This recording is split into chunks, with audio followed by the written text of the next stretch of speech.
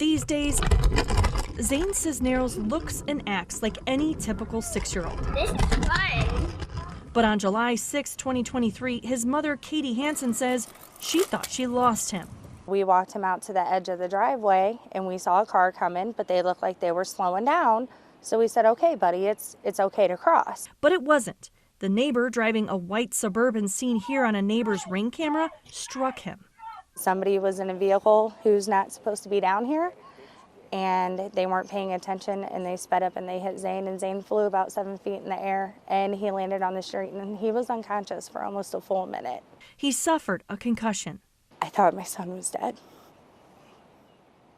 And whenever he woke up and I heard him scream, that is a sound that I will never forget in my life. Now, 8 months later, the driver still hasn't been charged or ticketed. Why do you think he's not being held accountable? Because his wife used to be an alderwoman for the city of Truesdale. And you think that carries weight around here? In a small town, it definitely does. Everybody knows everybody. And once you're in that position of power, you're still able to have some leverage. 5 on Your Side is not naming the driver because he hasn't been charged with a crime. The I-Team obtained Truesdale police reports, which show officers spelled Zane's name wrong, got his address wrong, wrote that a Tahoe hit Zane, but it was a Suburban, and first reported there was no posted speed limit, then reported the speed limit as 30 miles an hour when signs say it's 15. I feel like they really dropped the ball on this and they let my son down.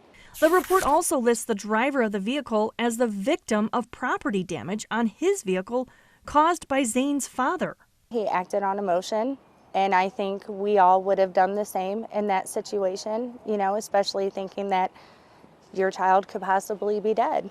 Katie Hansen says Truesdale police never did any type of accident reconstruction to determine whether the driver was speeding. The I-Team left messages for Truesdale Police Chief Casey Doyle almost every day for the past week, which he has not returned. I feel like Zane would have had to die to have charges brought against the driver of the vehicle.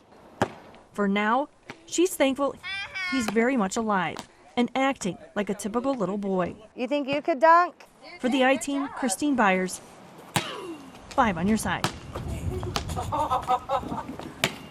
He almost got you too, Jane.